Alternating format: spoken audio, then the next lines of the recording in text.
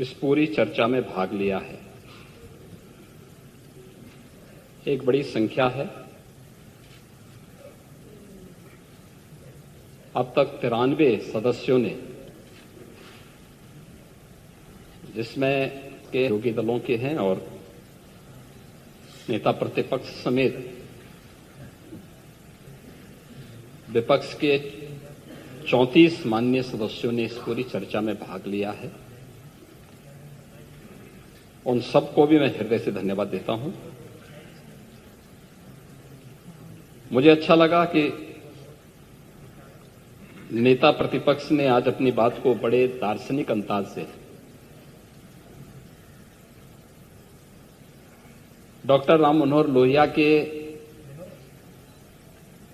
एक अनुयायी के रूप में अपनी बात को रखने का प्रयास किया है। लेकिन वे स्वयं उसका आचरण कर पाते हैं कि नहीं कर पाते, ये उनको स्वयं भी देखना चाहिए। यद्यपि मैं उनको सुझाव नहीं दे सकता, क्योंकि उम्र में वो मुझसे काफी बड़े हैं और वैसे भी आज की समाजवादी पार्टी डॉक्टर लोहिया का नाम तो लेती है, लेकिन डॉक्टर लोहिया के मूल्यों और आदर्शों से बहुत दूर जा चुकी है। दोनों मुद्दों पर, आचरण के मुद्दों पर भी और आदर्श के मुद्दों पर भी। आपका आचरण, जो डॉक्टर लोहिया ने कहा था, एक सच्चा समाजवादी वह जो संपत्ति और संतति से दूर रहे, वो तो आपकी पार्टी के आचरण से देख सकते हैं। और आदर्श के रूप में उन्होंने भारत के लिए कहा था कि राम, कृष्ण और शंकर, ये जब तक भारत के 3 आदर्श हैं तब तक भारत का कोई बाल बांका नहीं कर सकता है। भारत की एकात्मता के आधार इन 3 देव महापुरुषों को जब तक भारत की जनता आदर्श के रूप में मानेगी, तब तक भारत भारत बना रहेगा। और इन तीनों देव महापुरुषों पर समाजवादी पार्टी का कोई विश्वास नहीं है, क्योंकि आप लोग भारत की आस्था के साथ खिलवाड़ करते हैं। आपने कहा कि हमारी सोच सांप्रदायिक है। आप मुझे बताइए कि हमारी सोच कहां से सांप्रदायिक है? हम तो सबका साथ, सबके विकास की बात कर रहे हैं।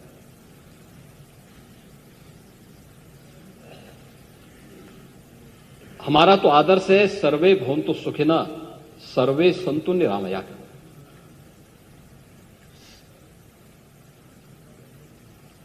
और उसका सबसे आदर्श उदाहरण आपके सामने है जब 26 फरवरी को महाकुंभ का समारोह हुआ है। 45 दिन के इस आयोजन ने भारत के विरासत और विकास की एक अनुपम छाप न केवल भारत में बल्कि दुनिया के सामने भारत की छोड़ी है। क्या उसमें कोई भेदभाव किसी के साथ हुआ? न जाति का भेद था, न क्षेत्र का भेद था, न मत और मजहब का भेद था। 100 से अधिक देशों के लोग आए, बड़े श्रद्धाभाव के साथ आए। जिसने भी विकास और विरासत की इस अनुपम छटा के साथ सहभागी बना, वो अभिभूत होकर के गया।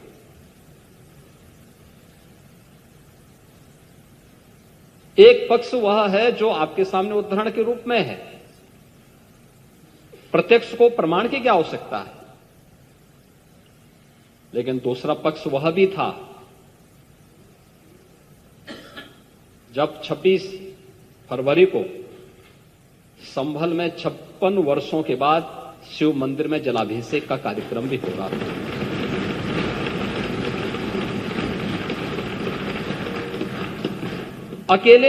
अकेले संभल में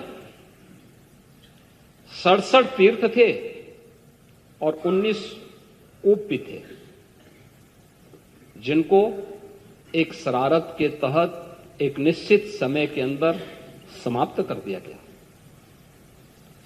और जिनमें से 68 तीर्थों में से 54 तीर्थों को ढूंढना, ये तो हमारी विरासत का हिस्सा है और हमने तो वही किया है। हमने तो वही कहा है कि जो हमारा है वो हमें मिल जाना चाहिए। हम उससे इतर कहीं नहीं जा रहे हैं, उससे इतर कहीं नहीं। और 19 जो कूप हैं उन्हें भी मुक्त कराया गया है।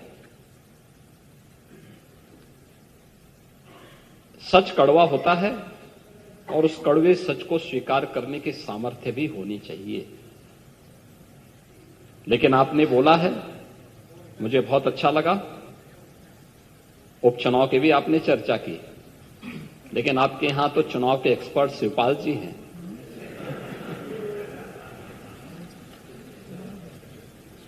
और चच्चू से ज्यादा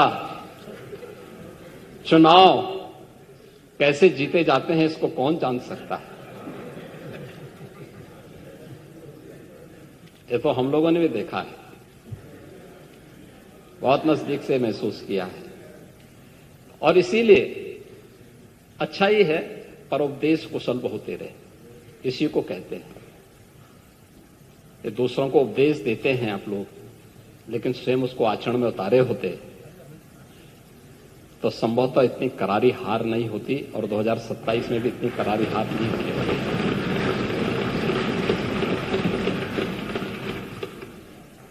अध्यक्ष जी, जब हम लोग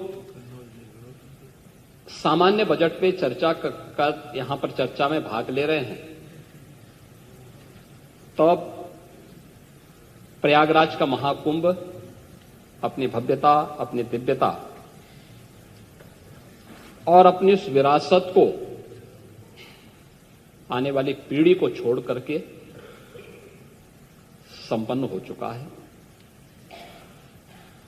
आप कानून व्यवस्था की बात कर रहे थे। 45 दिनों में 66 करोड़ 30 लाख से अधिक श्रद्धालु और पूज्य संत देश और दुनिया से प्रयागराज आए। 66 करोड़ में से आप मान के चलिए, पहले तो ज्यादा नहीं तो कम से कम आधी आबादी तो महिलाओं की रही होगी, क्योंकि महिलाएं ज्यादा धार्मिक होती हैं। और एक भी छेड़खानी की घटना नहीं, एक भी अपहरण की घटना नहीं, एक भी लूट की घटना नहीं, एक भी हत्या की घटना नहीं, एक भी कोई ऐसा उदाहरण नहीं जो उत्तर प्रदेश को या भारत को या सनातन धर्मावलंबियों को कटघरे में खड़ा करता हो। 66 करोड़ लोग आ जाएं और सुरक्षित वापस अपने घरों को चले जाएं और खुशी खुशी होकर के जाएं। बहुत सारे लोग आना चाहते थे, नहीं आ पाए। बहुत सारे लोगों को आने के लिए साधन नहीं मिल पा रहे थे, क्योंकि जो अनुमान था उससे कई ज्यादा श्रद्धालु वहां पहुंच रहे थे। और उन स्थितियों में जो लोग नहीं आ पाए, उनके मन में एक कसक थी कि कुछ छूट गया, कुछ चूक हुई है। लेकिन जो आया, जिसने भी डुबकी लगाई, आस्था की उस डुबकी में जो भी आया अभिभूत होकर के गया। और अभिभूत होकर के नहीं गया, यह भारत की विरासत का एक ऐसा अनुपम उदाहरण है कि इसके बारे में हम लोग इसको शब्दों में व्यक्त नहीं कर सकते, इन चीजों के बारे में। लेकिन इसके आर्थिक पक्ष के बारे में भी अगर आप जानने का प्रयास करेंगे मैं आपको बताना चाहूंगा, एक कुछ उदाहरण आपके लिए बहुत महत्वपूर्ण हैं और उन चीजों को अगर आप एक बार आप लोग भी जानने का प्रयास करेंगे तो आप लोगों को बहुत सारी चीजें इसके माध्यम से देखने को मिलेंगी। अक्सर हम देखते हैं कि भारत के बारे में विदेशी मीडिया वह बहुत नकारात्मक टिप्पणी करता है। महोदय, विदेशी मीडिया ने भी जो टिप्पणियां की हैं महाकुंभ प्रयागराज के बारे में, द वॉल स्ट्रीट जर्नल ने जो यूएस की है, एक ऐसा आयोजन था जहां अमेरिका की कुल आबादी से ज्यादा लोग जुटे। बीबीसी, महाकुंभ मानवता का सबसे बड़ा समागम था। एक्सप्रेस ट्रिब्यून, यह विश्व का सबसे बड़ा धार्मिक समारोह था। द न्यूयॉर्क टाइम्स, यह आयोजन में केवल श्रद्धालु और पर्यटक ही नहीं बल्कि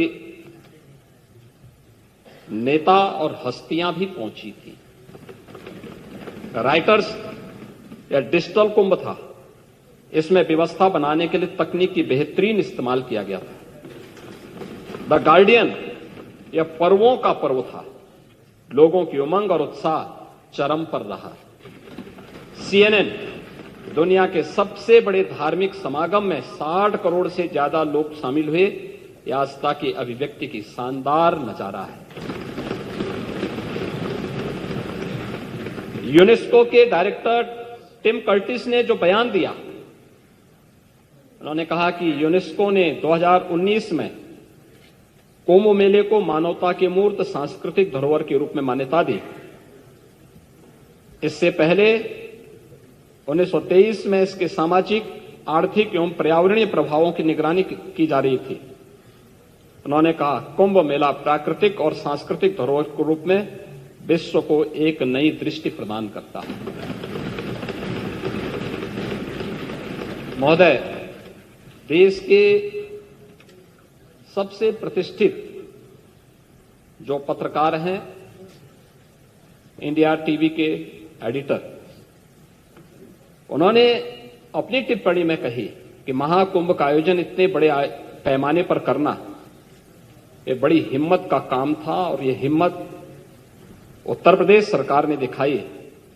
ये आयोजन इतना सफल हुआ, ये चमत्कार से कम नहीं है। जब करोड़ों लोग एक साथ एक जगह पर आते हैं और रिस्क होता है। महाकुंभ के इस महाआयोजन ने यह साबित कर दिया है कि अगर इच्छा शक्ति हो तो 66 करोड़ लोगों को मैनेज किया जा सकता है। टेक्नोलॉजी का ठीक से इस्तेमाल किया जाए तो सिक्योरिटी प्रोवाइड की जा सकती है। कम्युनिकेशन स्किल हो तो करोड़ों लोगों के आने जाने का इंतजाम हो सकता है। लोगों का सहयोग मिले तो रोज लाखों लोगों के खाने का इंतजाम किया जा सकता है। हमेशा डराने वाली पुलिस का व्यवहार दोस्ताना हो सकता है। हजारों धर्म गुरुओं और साधु संतों का मान रखा जा सकता है। गरीब और अमीर को बिना किसी भेदभाव के संगम में डुबकी का अवसर दिया जा सकता है। अगर बिजनेस की कुशलता हो तो 7,500 करोड़ रुपए खर्च करके 3 लाख करोड़ से अधिक का लाभ हासिल किया जा सकता है।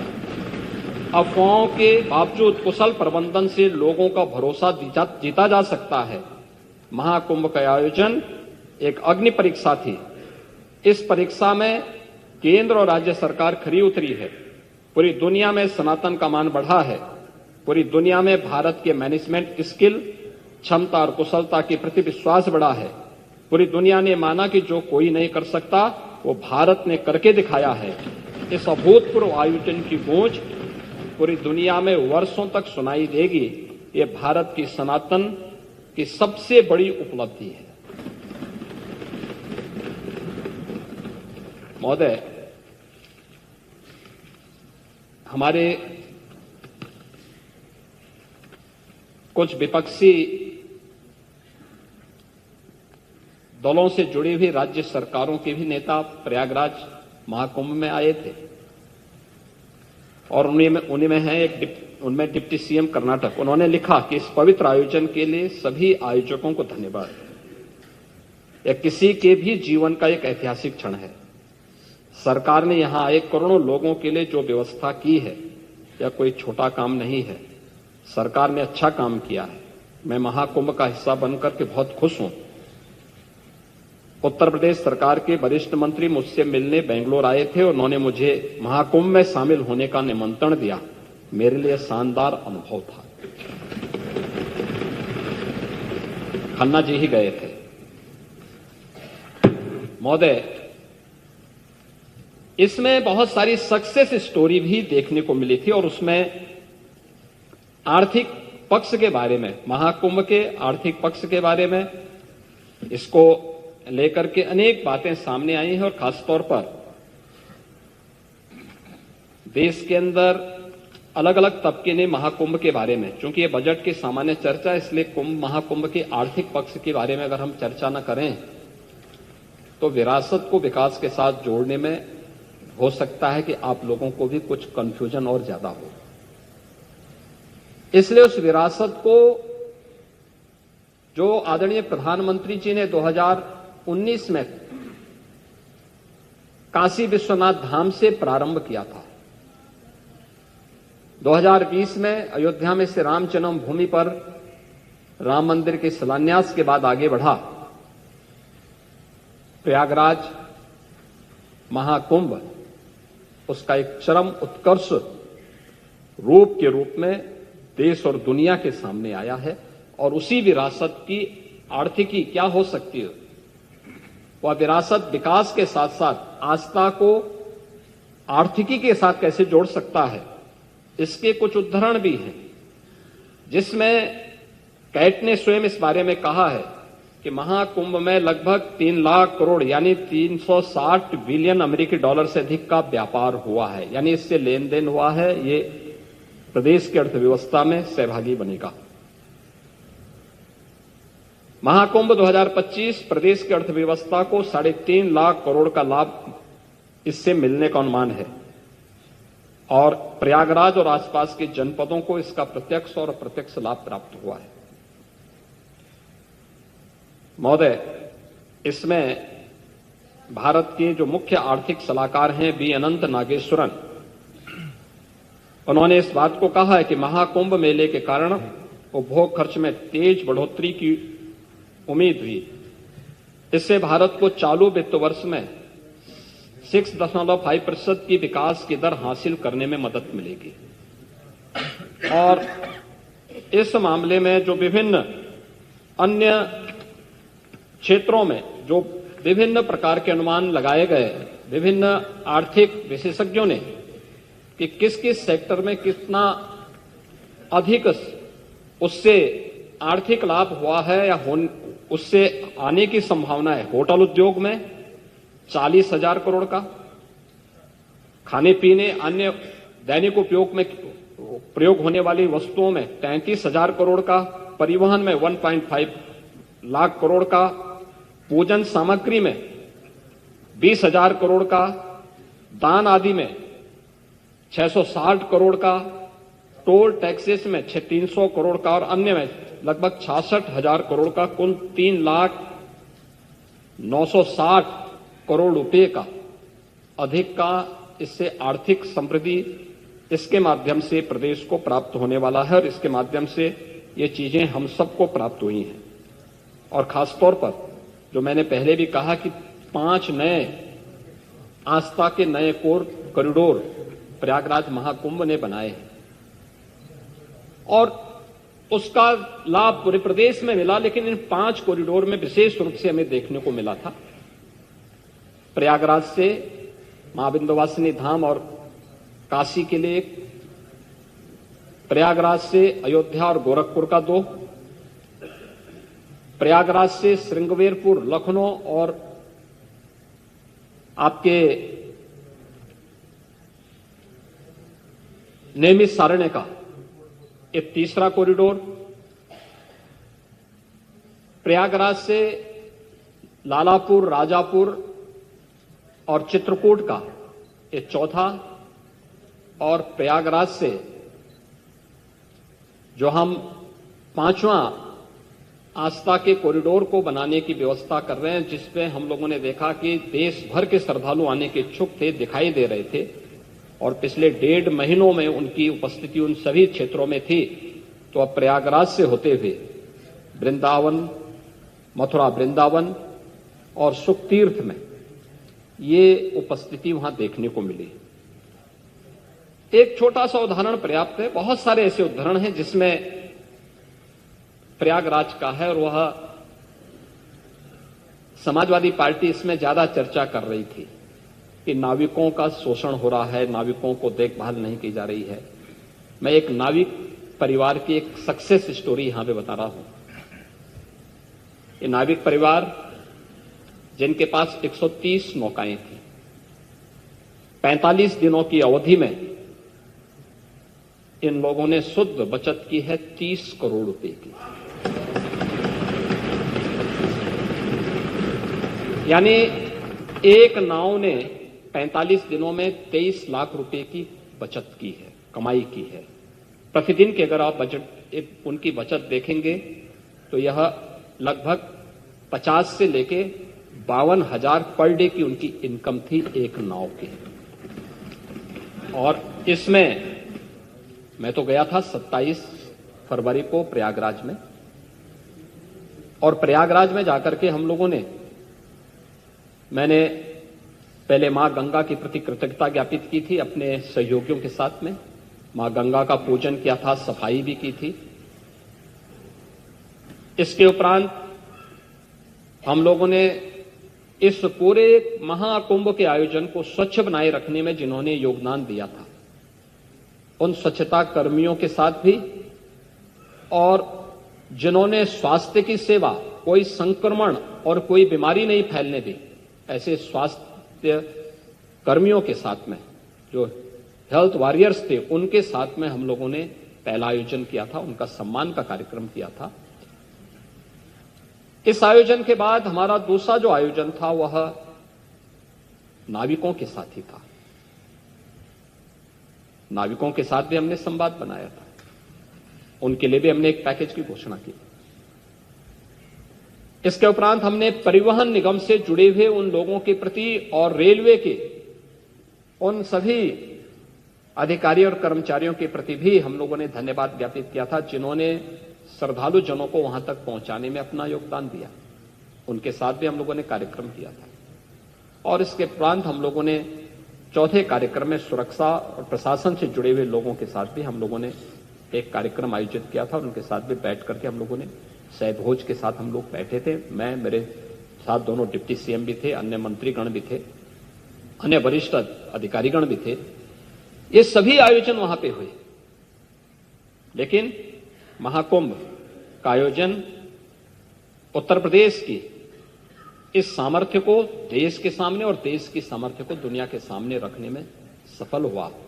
आपका कितना भी दुष्प्रचार था, लेकिन उन्होंने भारत की आस्था को कहीं डगमगा नहीं पाया। आप लगातार दुष्प्रचार करते रहे, और आप लोगों का यह सबसे बड़ा हथियार था।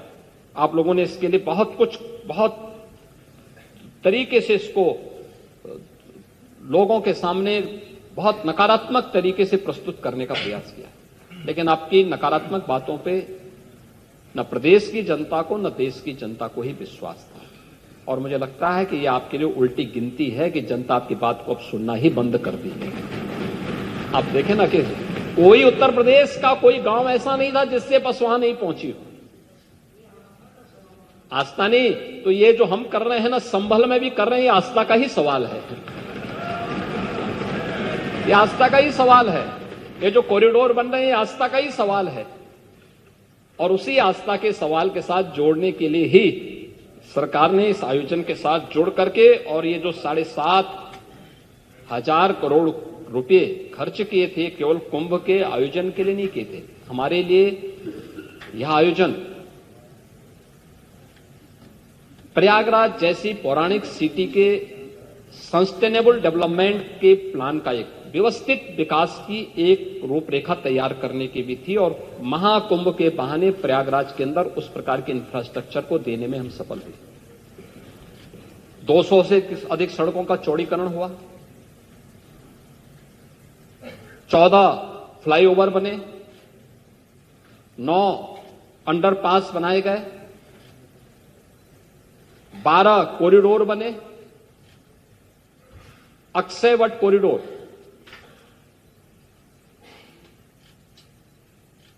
बड़े हनुमान जी का कॉरिडोर, सरस्वती कूप कॉरिडोर, पातालपुरी का कॉरिडोर, नागवासी की कॉरिडोर, महर्षि भारद्वाज कॉरिडोर, श्रृंगवेरपुर में भगवान राम और निषाद राज की गले मिलती हुई प्रतिमा के साथ साथ एक कॉरिडोर, जिस किले पे आप कब्जा करवा रहे थे, हमारी सरकार ने कॉरिडोर के रूप में विकसित करते हुए त्रेता युग की स्मृति को जीवंत करने का काम कराया। आपके लिए वोट बैंक था, हमारे लिए विरासत थी, बस अंतर यही है। और आस्था का सम्मान हम कर रहे हैं, इसलिए जनता हमारी बात सुन रही है। जनता को मालूम है कि आप केवल वोट बैंक के साथ खिलवाड़ करेंगे, वोट बैंक देखेंगे और जनता को धोखा देंगे, इसलिए जनता ने आपकी बात को अनसुना किया है और 27 में भी जनता जनार्दन यही करने जा रही है।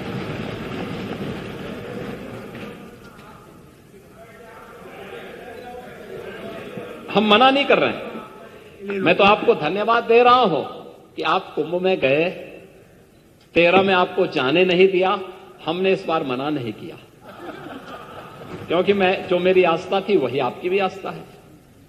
लेकिन चच्चू बहक गए, फिर खा गए गच्चा,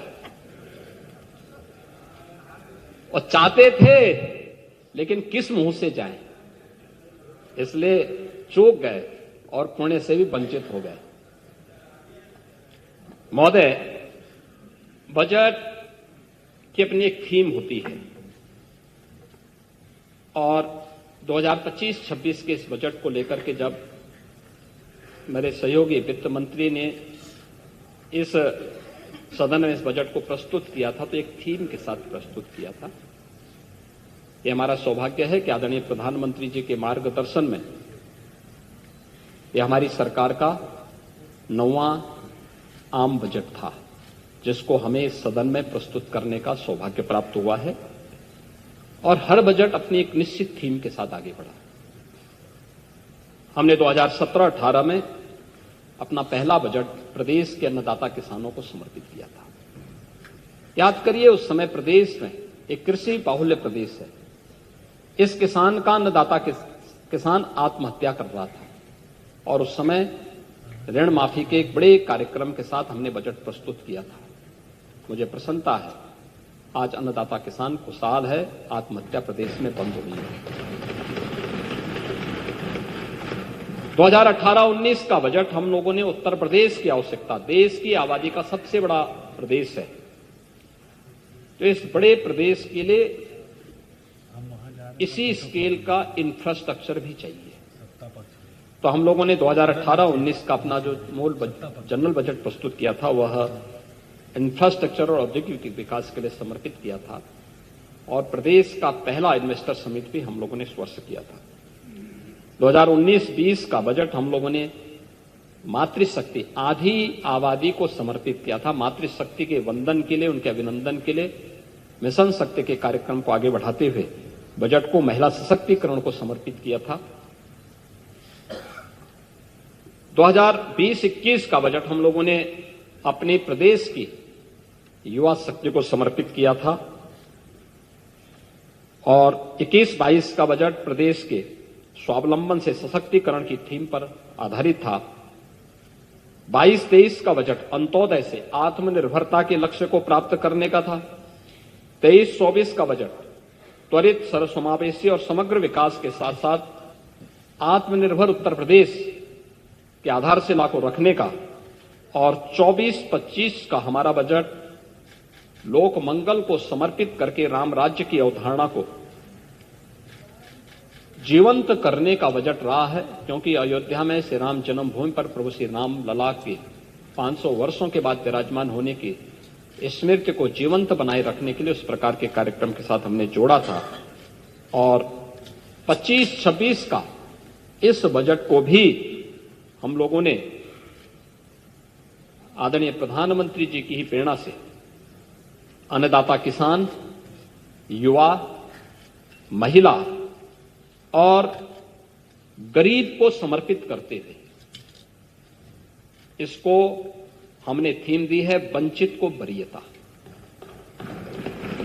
वंचित को वरीयता की इस थीम के साथ यह बजट यहां पे प्रस्तुत किया गया है और इस बजट में अंत्योदय से उन्नत अर्थव्यवस्था तक, ईज ऑफ लिविंग से ईज ऑफ डूइंग बिजनेस तक, कृषि से गरीब कल्याण तक, आस्था से आजीविका तक, शिक्षा से स्वावलंबन तक, संस्कृति से समृद्धि तक और महिला सशक्तिकरण के संकल्प को पूरी प्रतिबद्धता के साथ आगे बढ़ाते हुए एक विकसित उत्तर प्रदेश की आधारशिला को मजबूत करने के संकल्प के साथ इस बजट को लेकर के हम लोग लेके आए हैं। और जिस लोक कल्याण की एक एक पंक्ति को पढ़ करके हमारे नेता प्रतिपक्ष यहां पे कह रहे थे कि हमने लोक कल्याण पत्र में ये घोषणा की है। लोक कल्याण पत्र 5 वर्ष के लिए घोषित किया गया है, 5 वर्ष में उसको अचीव करना है। अभी हमारी सरकार के 3 वर्ष 25 मार्च को पूरे होने जा रहे हैं सेकेंड पार्ट के, और अभी हम लोगों ने 151 में से 38 घोषणाएं हम पूरी कर चुके हैं, 91 घोषणाएं हमारी गतिमान हैं और 22 घोषणाओं में से कुछ की घोषणा इस बजट में की गई है और कुछ घोषणाएं हमारे अगले बजट में होने जा रही हैं जिन पर मैं भी चर्चा करने जा रहा हूं। तो हम लोग जो कहते हैं वो करके दिखाते हैं और जनता को यही विश्वास है, ये लोग जो कहेंगे वो करेंगे। और इसीलिए आज हम सब यहां पर उस बजट के उस भाव के साथ यहां पर आए हैं कि यह बजट उसी भाव के साथ यहां पर घोषित किया गया है और वही हम लोग यहां पर किए हैं। बजट के आकार के बारे में आपने चर्चा की, मुझे तो मैं भौचक था जब आप 24-25 के बजट के बारे में चर्चा कर रहे थे कि 9 लाख करोड़ का आपने किया था। 9 लाख करोड़ का नहीं था, हमारा जो मूल बजट था, मैं उसी पे आ रहा हूं ना, मैं उसी पे आ रहा हूं। वह हमारा जो मूल बजट था 2024-25 का, वह था 7,36,000 करोड़ का, 8 लाख नहीं था। और 2 अनुपूरक हम लेके आए थे, जो हमारी सप्लीमेंट्री आई थी, उनमें से कुल मिलाकर के वो 30,000 करोड़ का था, तो कुल होता है 7,66,000 करोड़ का।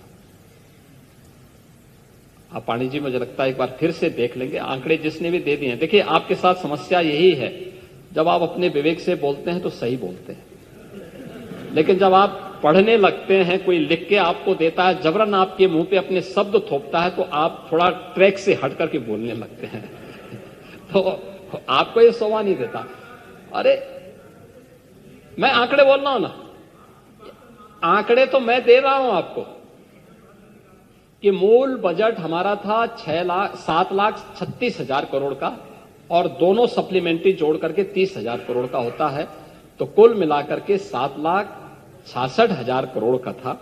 और 7,66,000 करोड़ के बाद अब हमारा जो मूल बजट है वह है 8,08,000 करोड़ का है। अगर आप इस बात को देखेंगे, आपने कहा कि सरकार ने पिछले उसमें 6 महीने में पैसा खर्च नहीं किया। बजट का जो ट्रेंड होता है, बजट साल भर के लिए प्रस्तुत होता है पांडे जी, 6 महीने के लिए नहीं होता है। योजनाएं बनती हैं, बनने के बाद उसको फिर उसके एग्जीक्यूशन में कुछ समय लगता है, फिर वो आगे बढ़ता है, फिर उन ऑनगोइंग प्रोजेक्ट जो होते हैं ये चलते हैं, एक समय सीमा होती है, किसी के 18 महीने होती है, किसी के 24 महीने होती है, उसके दौरान ही वो चीजें होती हैं। आप उसको पहले 1 साल में 6 महीने में क्यों पूरा कर देना चाहते हैं? कुछ गड़बड़ जरूर है। और इसीलिए मैं वही कह रहा हूं ना, मैं वही कह रहा हूं कि आपने 24-25 के बजट की जो बात की, उसमें भी आप सही तथ्य नहीं प्रस्तुत कर पाए। मैं तो आपको दे रहा हूं, आप 15-16 के बजट को देखें, 16-17 के बजट को भी देखें और 24-25 के बजट को भी देखें, तो सभी बजट में एक जैसी वो दिखेगी। हां, अलग विषय है कि बजट के दायरे को हमारी सरकार बढ़ाने में सफल हुई है और उसके परिणाम भी मैं इसमें भी चर्चा आपसे करूंगा कि बजट जितना पहले खर्च होता था उससे ज्यादा खर्च आज बढ़ा है, उससे ज्यादा हुआ है और उसी पे हम आज इस पे चर्चा भी करेंगे। बजट का आकार इस 25-26 का जो बजट का आकार है वह पिछले बजट से कम नहीं है, बल्कि उससे ज्यादा है। जो कुल दोनों बजट को मिला यानी मूल बजट के साथ साथ सप्लीमेंट्री को भी जोड़ लेंगे तो आज 7,66,000 करोड़ का होता था और इस बार बढ़ाकर के यह 8,08,736 करोड़ रुपए से अधिक का यह बजट है और यह किसी भी राज्य का सबसे बड़ा बजट है। यह उत्तर प्रदेश राज्य का बजट है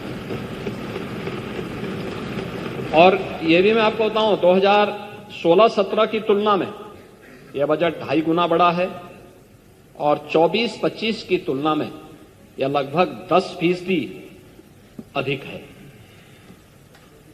यह जो बजट का दायरा हमने बढ़ाया, इसका आकार जो बढ़ाया है, यह अंतिम पायदान पर बैठे हुए व्यक्ति के स्वावलंबन के लिए,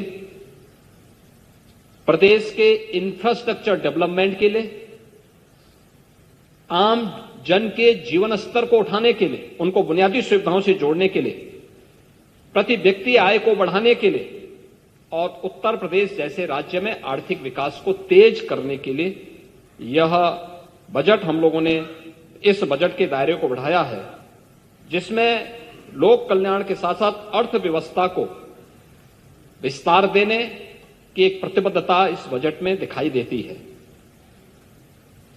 महोदय, अगर हम देखेंगे कि 2025-26 का जो बजट है 2016-17 की तुलना में हम देखेंगे तो इनके जो कुल रेवेन्यू कलेक्शन हो पाते थे वह 2,56,000 16-17 में इनका हो पाया था, 2,56,000 करोड़।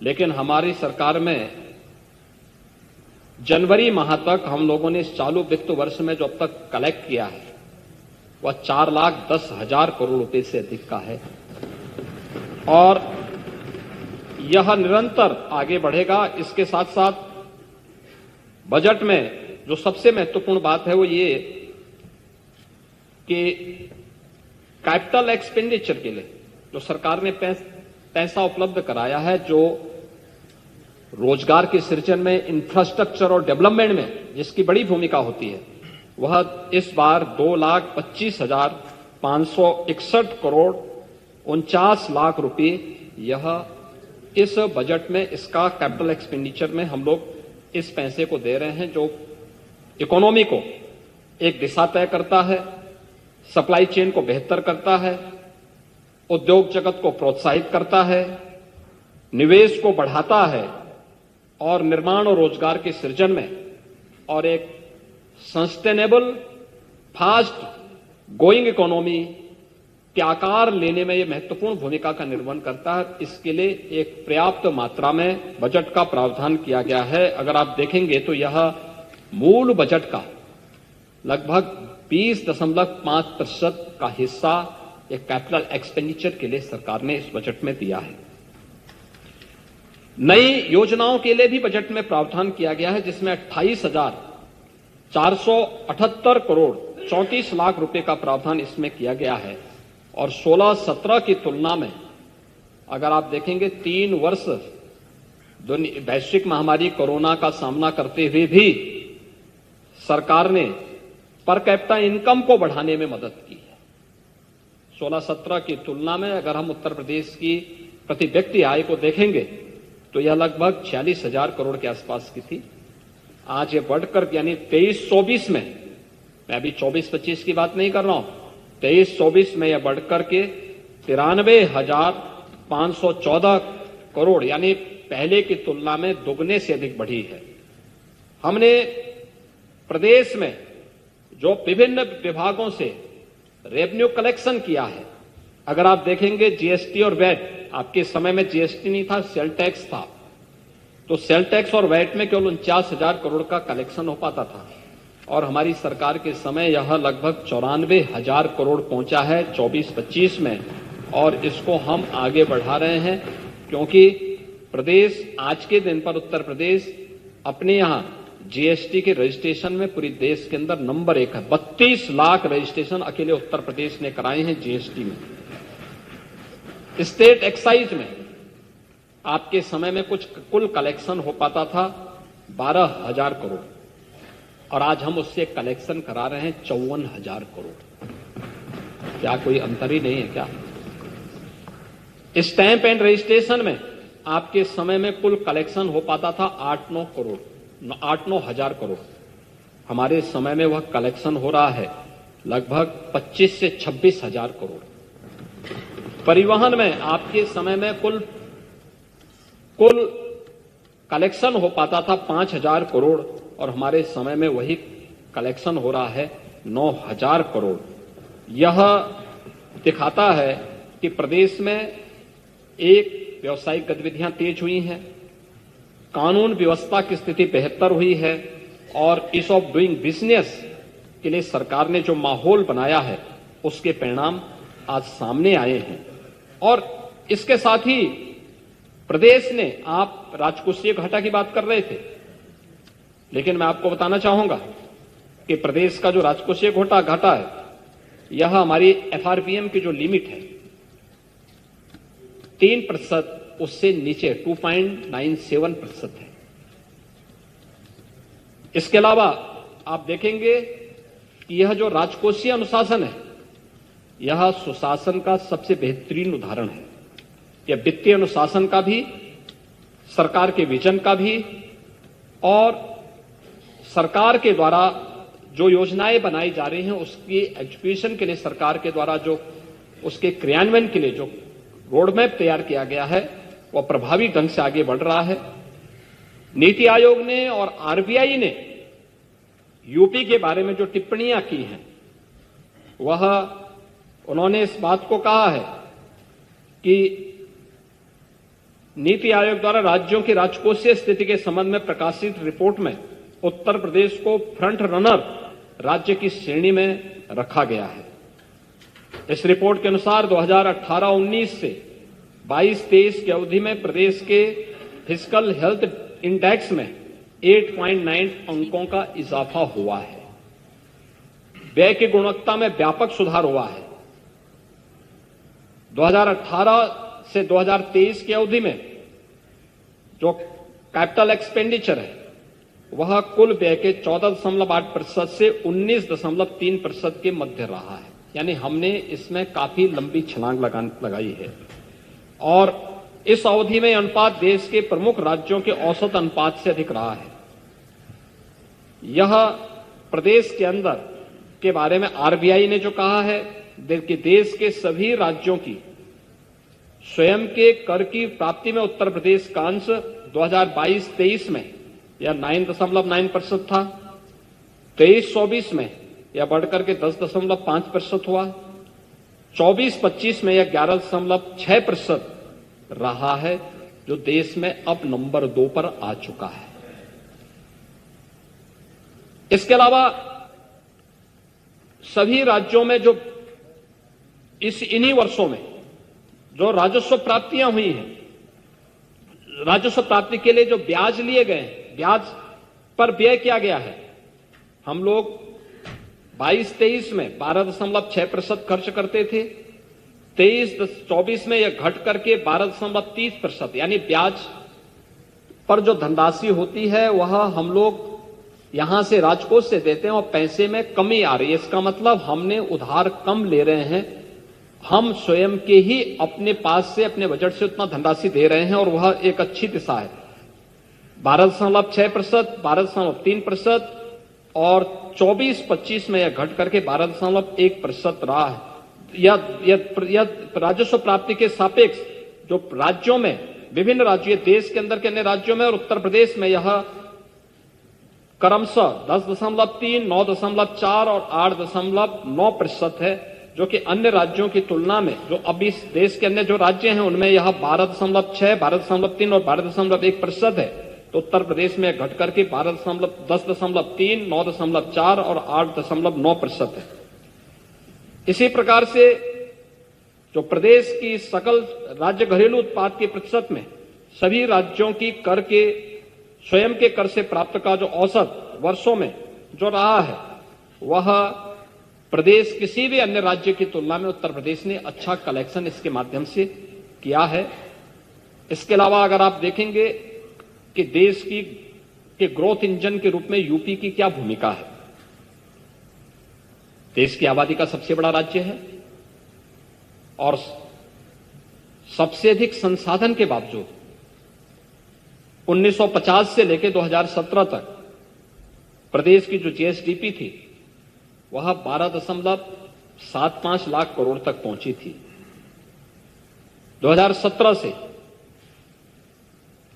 जब उत्तर प्रदेश की जनता जनार्दन ने प्रधानमंत्री मोदी जी के नीतियों पर विश्वास किया और इन 8 वर्षों में हम लोग प्रदेश की जीएसडीपी को इस 24-25 का जो वित्तीय वर्ष चल रहा है, मार्च 2025 तक 12.75 करोड़ रुपए से बढ़ाकर के 27.71 लाख करोड़ यानी दोगुने से ज्यादा पहुंचाने में हम लोग इसको सफल हो रहे हैं। देश की जीडीपी में आज के दिन पर उत्तर प्रदेश का जो हिस्सेदारी पहले 7वें स्थान पर थी, आज वो नंबर 2 पर आ गई है। हम अब देश की नंबर 2 की अर्थव्यवस्था बन चुके हैं।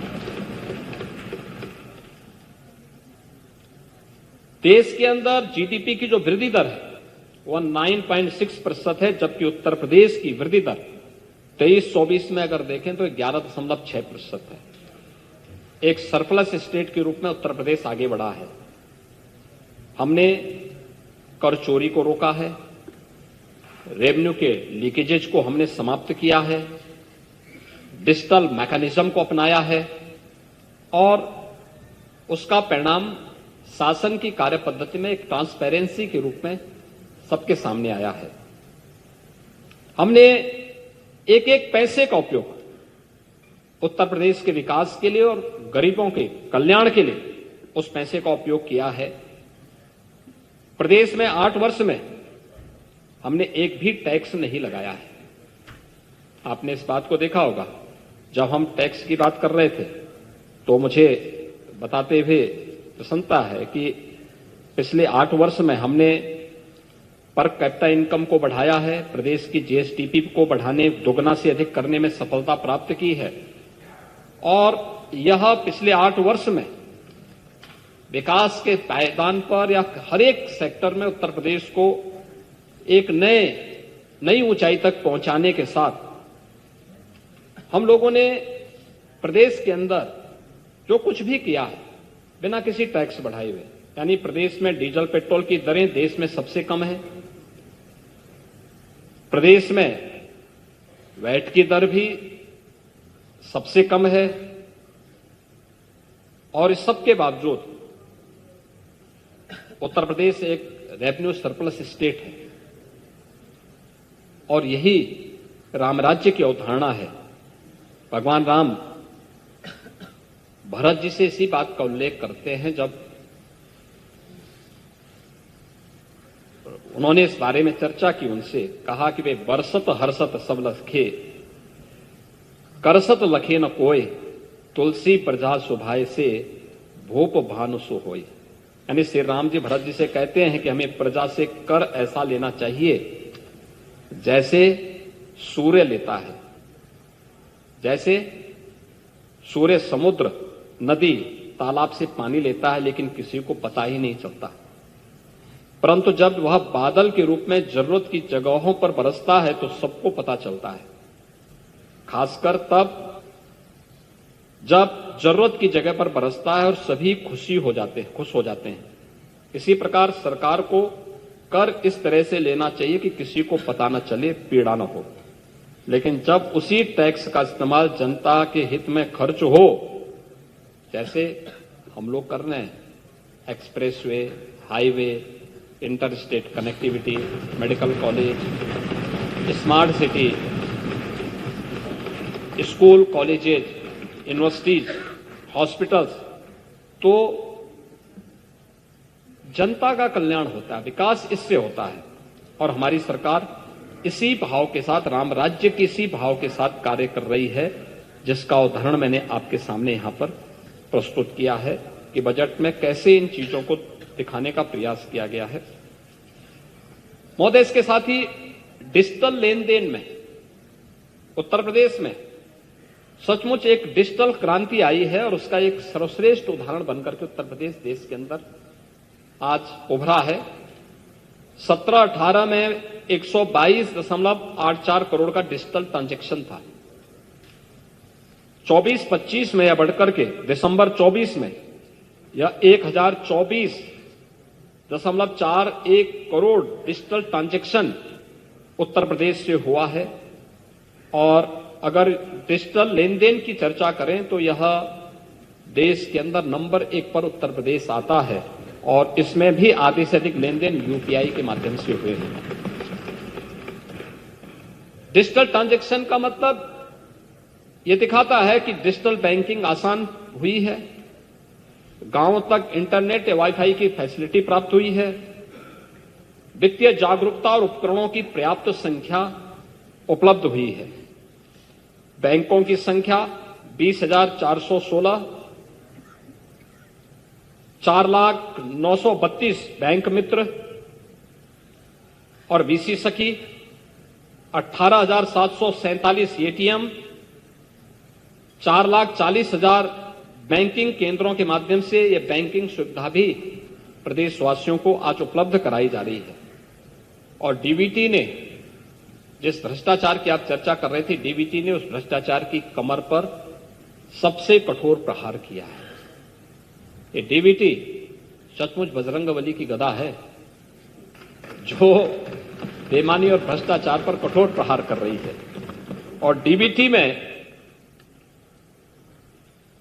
लाभार्थी का पैसा सीधे उसके अकाउंट में पहुंच रहा है। 11 विभागों की 207 योजनाओं की धनराशि, जिसमें से 113 केंद्रीय योजनाएं हैं और 94 राज्य सेक्टर की योजनाएं हैं।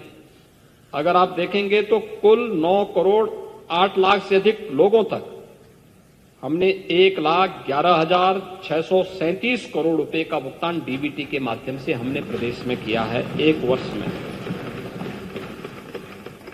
डीबीटी ट्रांजैक्शन के कारण प्रदेश को 10,000 करोड़ रुपए की बचत भी हुई है। एफडीआई में उत्तर प्रदेश ने अप्रैल 2000 से लेकर 2017 तक, यानी इन 17 वर्षों में उत्तर प्रदेश जो एफडीआई आया था, फॉरेन डायरेक्ट इन्वेस्टमेंट, यह कुल 3,300 करोड़ का था। और अकेले 17 से 24 के बीच में इन 7 वर्षों में उत्तर प्रदेश में एफडीआई आया है 14,800 करोड़, 8 करोड़ का आया है, यानी 14,008 करोड़ का आया है, यानी उससे कई गुना ज्यादा आया है। ये चीजें दिखाती हैं कि प्रदेश एक सही दिशा में आगे बढ़ा है। बैंकिंग तंत्र या किसी भी अर्थव्यवस्था का रीढ़ होता है और उस रीढ़ की दृष्टि से उत्तर प्रदेश के अंदर मैंने अभी जो बैंक की शाखाएं, वीसी सखी, एटीएम, बैंक के एटीएम और अन्य की चर्चा की, उसी तंत्र के बारे में चर्चा की है जो हमारी अर्थव्यवस्था के आधार बन रहा है। हमने बैंकिंग व्यवसाय में 2016-17 में कुल 12,75,000 करोड़ जमा होते थे बैंकों में। अब उत्तर प्रदेश में 24-25 में आप देखेंगे तो यह 29,66,000 करोड़ रुपए, यानी 2.25 गुने से अधिक जमा हुए हैं पिछले 7 वर्ष के अंदर। ये एक वर्ष का है। और सीडी रेशो 16-17 में जो केवल 44-45% के बीच में अटक के रह गया था, आज वो बढ़कर के 61% तक पहुंचा है। प्रदेश के अंदर इसी प्रकार से अगर हम आरबीआई की बुलेटिन को देखें तो उन्होंने कहा कि बैंक व वित्तीय संस्थाओं में प्रोजेक्ट फाइनेंसिंग के लिए फंड आकर्षित करने में 16.2% के रेट से उत्तर प्रदेश देश के अंदर शीर्ष स्थान पर उत्तर प्रदेश है। प्रधानमंत्री जनधन योजना के अंतर्गत संपूर्ण वित्तीय समावेशन की योजनाएं में, जितने भी फाइनेंशियल इंक्लूजन से जुड़ी हुई योजनाएं हैं, उत्तर प्रदेश देश के अंदर नंबर 1 स्थान पर है। प्रधानमंत्री सुरक्षा बीमा योजना में उत्तर प्रदेश नंबर 1 पर है। अटल पेंशन स्कीम में देश के अंदर नंबर 1 पर है। प्रधानमंत्री जीवन ज्योति बीमा योजना में उत्तर प्रदेश नंबर 2 पर है। और पीएम स्वनिधि योजना में स्ट्रीट वेंडर को ऋण देने में उत्तर प्रदेश देश के अंदर नंबर 1 स्थान पर है।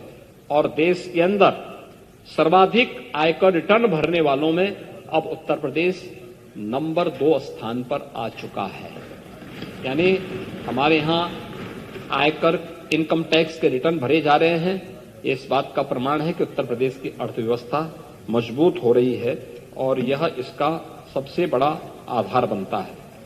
प्रदेश के अंदर अगर बेरोजगारी की दर, आपने रोजगार की भी चर्चा की है, आपके समय में आप समाजवादी पार्टी की सरकार थी, बेरोजगारी की दर 17 से 19% तक थी और पिछले 7-8 वर्षों के अंदर आप देखेंगे तो यह लगातार घटी है। खासतौर पर आज 23-24 में बेरोजगारी की दर उत्तर प्रदेश में 3.4% है और मैं आऊंगा इस पे भी चर्चा करने के लिए भी। अगर आप देश के अंदर अन्य राज्यों में इसकी देखेंगे तो यह अलग अलग राज्यों में इसकी दर अलग अलग है। जम्मू कश्मीर में 6.7%, केरल में 7%, पंजाब में 6.1%, हिमाचल में 4.3% है।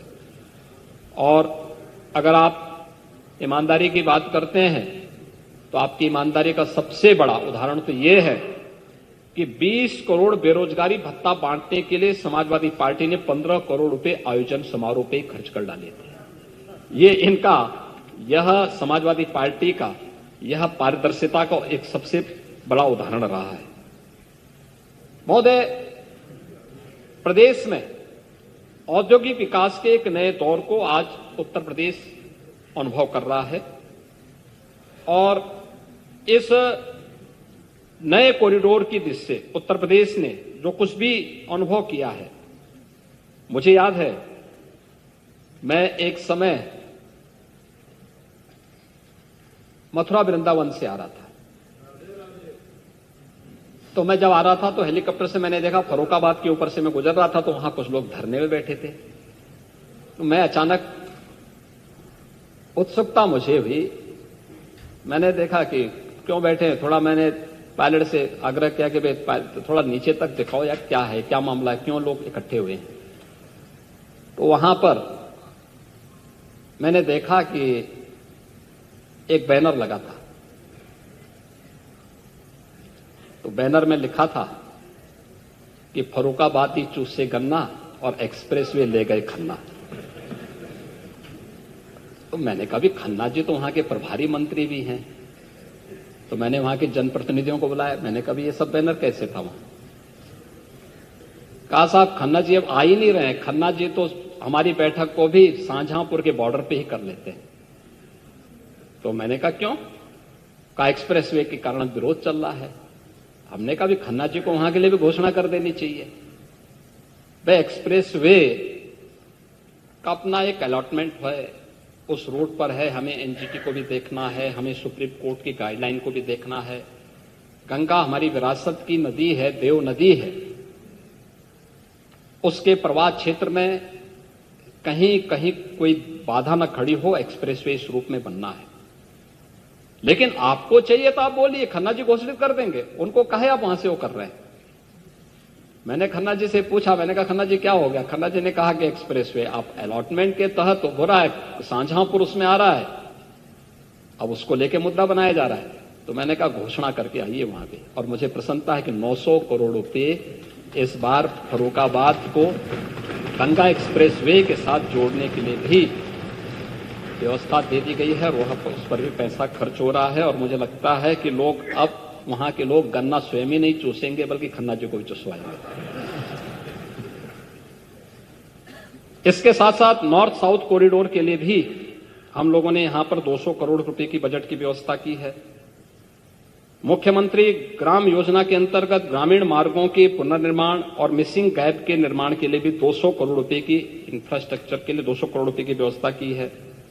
Ganga expressway, Gorakhpur link expressway और बलिया लिंक एक्सप्रेसवे ये चल रहे हैं काम और निर्माणाधीन है। इस वर्ष तक ये सभी कंप्लीट हो जाएंगे। इस बजट में कुछ नए कार्यों की घोषणा की गई है, जिसमें हम लोगों ने चित्रकूट लिंक एक्सप्रेसवे के साथ साथ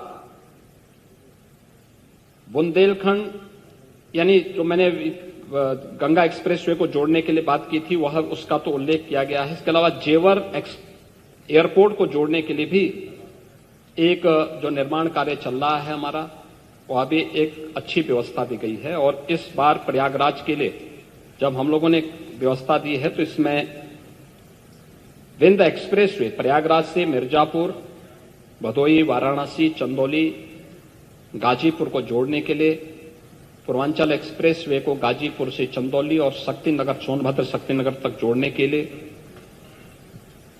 बुंदेलखंड एक्सप्रेसवे और गंगा एक्सप्रेसवे को, गंगा एक्सप्रेसवे से चित्रकूट को बुंदेलखंड एक्सप्रेसवे में जोड़ने के लिए, और गंगा एक्सप्रेसवे को मेरठ से हरिद्वार तक जोड़ने के लिए भी हम लोगों ने बजट में घोषणा की है।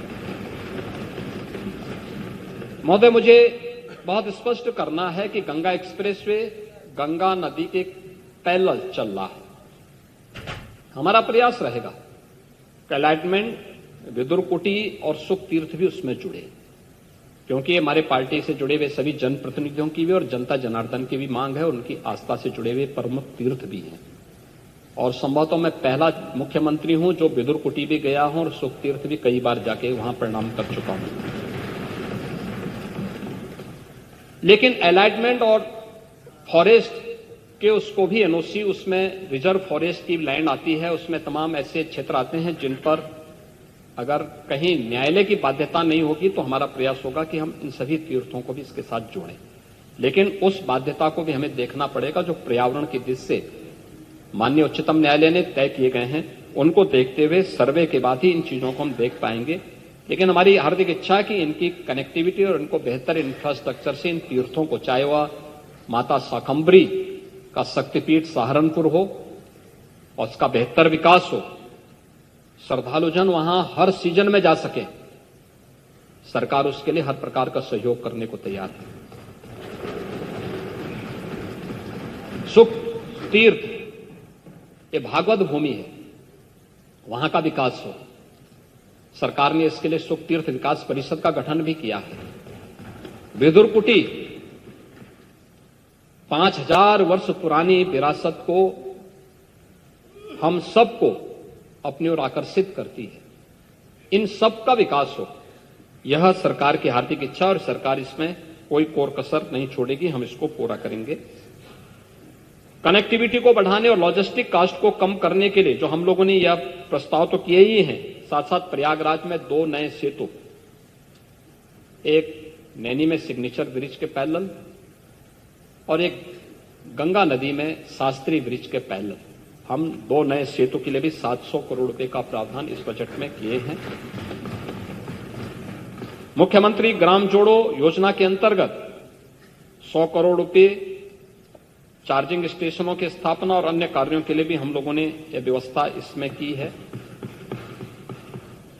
महोदय, इसके साथ ही प्रदेश के अंदर औद्योगिक निवेश के लिए जो आदरणीय प्रधानमंत्री जी की मंशा रही है कि हमें औद्योगिक निवेश के लिए रिफॉर्म पर, परफॉर्म पर और ट्रांसफॉर्म पर ध्यान देना पड़ेगा, और प्रदेश सरकार अक्सर से उसका पालन करते हुए 33 सेक्टोरियल पॉलिसीज के साथ साथ सिंगल विंडो सिस्टम, जिसमें लगभग 500 से अधिक क्लियरेंस हम एक सिंगल विंडो के माध्यम से उपलब्ध करा रहे हैं। निवेश सारथी पोर्टल बना करके हम लोगों ने निवेशकों को सुविधा उपलब्ध की है कि एमओयू की मॉनिटरिंग एक पोर्टल के माध्यम से हो, उन्हें केवल एक बार आवेदन करना है और वे समय समय पर उसको वॉच करें और एक समय सीमा के अंदर उनको ये सारी चीजें उपलब्ध हो जाएंगे। विश्वकर्मा श्रम सम्मान और ओडीओपी की योजना की सफलता हम सब जानते हैं, यह न केवल उत्तर प्रदेश की पहचान बनी है बल्कि उत्तर प्रदेश में व्यापक रोजगार का आधार भी बनी है।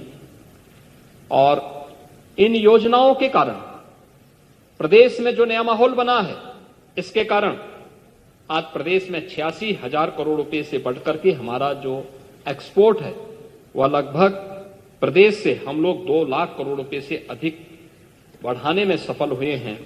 इसके साथ ही प्रदेश में हम लोगों ने निवेश के 15 लाख करोड़ रुपए से अधिक के प्रस्तावों को जमीनी धरातल पर उतारने में सफलता प्राप्त की है, जिसमें 60 लाख से अधिक नौजवानों को अपने ही प्रदेश में नौकरी उपलब्ध कराने में हमें मदद मिली है और ये प्रदेश के अंदर ये कार्य हुए हैं।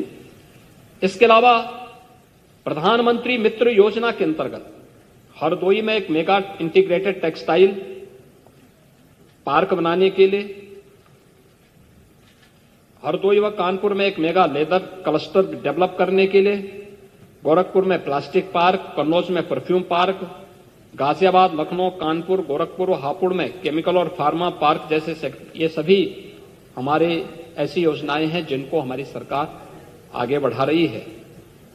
10 जनपदों में संत कबीर के नाम पर, महोदय मुझे बताते हुए प्रसन्नता है, हमारी सरकार संत कबीर दास जी के नाम पर 10 जनपदों में टेक्सटाइल पार्क पीपीपी मोड पर बनाने की एक बड़ी योजना को भी इस बजट में हमने घोषणा की है, जो संत कबीर के नाम पर होंगी। और जो 2 लेदर पार्क बनेंगे संत रविदास जी के नाम पर बनेंगे। इन दोनों को भी हम संत रविदास जी को समर्पित कर रहे हैं। मुख्यमंत्री सूक्ष्म यानी एमएसएमई के सेक्टर में जो उद्यमी यहां यूपी के अंदर निवेश किए हैं या जिन लोगों ने अपने अपने यूनिट लगाई है, यूपी एमएसएमई का सर्वाधिक यूनिट रखने वाला राज्य है। लगभग 1 करोड़ यूनिट यूपी के पास है। हम लोगों ने उन्हें एक सुरक्षा बीमा का कवर भी दिया है, 5 लाख का है, और ये स्कीम यूपी के अंदर प्रभावी ढंग से लागू हो रही है। और मैं इस बात को कह सकता हूं कि यह उत्तर प्रदेश के अंदर पिछले 8 वर्ष के अंदर डबल इंजन की सरकार ने जो कार्यक्रम आगे बढ़ाए, उसी का परिणाम है कि बीमारू राज्य से उभर करके आज हम लोग देश की अर्थव्यवस्था के ब्रेकर नहीं बल्कि एक ब्रेक थ्रू के रूप में उत्तर प्रदेश ने अपनी एक पहचान बनाई है। ऊर्जा के बारे में यहां पर मेरे सहयोगी आपके सामने बहुत यहां पर विस्तार से अपनी बात को यहां पर ऊर्जा की डिमांड के सामने जब उन्होंने यहां प्रस्तुत किया था उसके बारे में उन्होंने विस्तार से चर्चा की है, उसके बारे में बहुत कुछ बताने की आवश्यकता नहीं। महोदय, एग्रीकल्चर उत्तर प्रदेश की मुख्य आधार रही है, हमारी पहचान है। अन्नदाता किसानों के बल पर न केवल उत्तर प्रदेश बल्कि देश के 140 करोड़ लोगों के पेट को भरने का अन्न हमारा अन्नदाता किसान उत्तर प्रदेश से देने का प्रयास करता है। और उत्तर प्रदेश में अन्नदाता किसानों के लिए किए गए प्रयासों का परिणाम भी आज हम सबके सामने आ गया है। 2016-17 में जो किसान आत्महत्या करता था, उसे बिजली नहीं मिलती थी, सिंचाई की सुविधा नहीं थी, कर्ज तले दबा था, अच्छा बीज नहीं मिल पाता था, टेक्नोलॉजी नहीं मिल पाती थी, विकास की दर, कृषि विकास की दर 8.6 से कम थी। आज वही थोड़ा सा हमने उसे फैसिलिटेट किया कि वही अन्नदाता किसान आज उत्तर प्रदेश के अंदर कृषि विकास की दर को लगभग 14% तक पहुंचाने में सफल हुआ है। हमने पहला ही बजट अपना किसानों की कर्ज माफी से प्रारंभ किया था और मुझे प्रसन्नता है कि इस दौरान प्रधानमंत्री फसल बीमा योजना, प्रधानमंत्री किसान सम्मान योजना, सॉइल हेल्थ योजना, प्रदेश के अंदर प्रधानमंत्री कृषि सिंचाई की योजना और एमएसपी लागत का 1.5 गुना दाम अन्नदाता किसान को देने जैसे कार्यक्रमों को आगे बढ़ाते हुए हम लोगों ने पर्याप्त मात्रा में खाद बीज का इंतजाम करने और कृषि सेक्टर में जो अनेक प्रयास प्रारंभ किए हैं, आज उसका परिणाम हम सबके सामने है। उत्तर प्रदेश 400 लाख टन सब्जी का उत्पादन करने में देश में नंबर 1 पर आज के दिन पर है। खाद्यान्न उत्पादन 16-17 की तुलना में जो उत्तर प्रदेश में होता था वह भी बिचौलियों के माध्यम से होता था, वह 557 लाख मीट्रिक टन होता था। आज 23-24 में वह बढ़कर के 667.3 लाख मीट्रिक टन हो गया है और जो सीधे किसानों से प्रोक्योर किया जा रहा है। हम अनुमान इसी से लगा सकते हैं कि 16-17 में जो खाद्यान्न उत्पादन था वह 27.25 कुंटल प्रति हेक्टेयर था। 23-24 में वो बढ़कर के 30.51 कुंटल हुआ है। तिलहन में 16-17 में मात्र 12 लाख मीट्रिक टन थी जो तिलहन का उत्पादन प्रदेश में था। 23-24 में यह बढ़कर के 28.31 लाख मीट्रिक टन हो गया है। और प्रधानमंत्री किसान सम्मान निधि में भी हमारे यहां 2.5 करोड़ से अधिक किसान इस योजना से सीधे सीधे लाभान्वित हो रहे हैं। 80,000 करोड़ रुपए अब तक डीबीटी के माध्यम से अन्नदाता किसानों के खातों में सीधे पहुंचे हैं। प्रधानमंत्री फसल बीमा योजना में भी अकेले 24-25 में माह दिसंबर तक 28.25 लाख कृषकों द्वारा 19.84 लाख हेक्टेयर क्षेत्रफल में फसल बीमा कराया गया और जिसमें 9.33 लाख बीमित किसानों को 495 करोड़ 41 लाख रुपए की क्षतिपूर्ति का भुगतान भी प्रधानमंत्री फसल बीमा योजना में हुआ है। और गन्ना उत्पादन किसानों को अगर हम देखें 2017 से अब तक 2,73,000 करोड़ रुपए का गन्ना मूल्य का भुगतान हुआ है। 1995 से 2017 के बीच में 22 वर्षों में जो कुल भुगतान हुआ है उससे 60,000 करोड़ रुपए अधिक के भुगतान अकेले मात्र 7.25 वर्ष में हमने किया। आज 119 चीनी मिलें क्रियाशील हैं। चीनी मिलों की दैनिक पेराई 17 से पूर्व 7.5 लाख टीसीडी थी, आज वो बढ़कर के 8.26 लाख टीसीडी हो गई है। और इस दौरान हम लोगों ने 3 नई चीनी मिलों की स्थापना, 6 चीनी मिलों का पुनर्संचालन, 38 चीनी मिलों की क्षमता विस्तार करने में सफलता प्राप्त की है और इसके माध्यम से लगभग 1.25 लाख नए नौकरी इसके माध्यम से हम लोगों ने आगे बढ़ाने का काम किया है। इसके साथ ही 285 नई खांडसारी इकाइयों की स्थापना हुई है जिसके माध्यम से लगभग 42,000 नए प्रत्यक्ष और अप्रत्यक्ष रोजगार का सृजन हुआ है। और इस बार हमने बजट में बागपत है, छाता है, इन सब की क्षमता को बढ़ाने के लिए भी बजट में इसका प्रावधान किया है। बजट में इसका प्रावधान किया गया है। अन्नदाता किसानों के बल पर ही उत्तर प्रदेश ने 2017 में जो कुल एथेनॉल उत्पादन होता था वह 42 करोड़ लीटर था और 23-24 में बढ़कर के 177 करोड़ लीटर हो गया है। ये चीजें दिखाती हैं कि प्रदेश सरकार ने इस दिशा में एक अच्छा प्रयास किया है। गेहूं खरीद के बारे में जो आप चर्चा कर रहे थे, 12 से 17 के बीच में जो कुल गेहूं का खरीद हुआ था 19 लाख लोगों से 94.38 लाख मीट्रिक टन गेहूं का खरीद हुआ था। ये बिचौलियों के माध्यम से हुआ था, किसान से सीधे नहीं हुआ था, जिसमें 12,808 करोड़ रुपए ये बिचौलियों को दिए गए थे, किसान को प्राप्त नहीं हुए थे।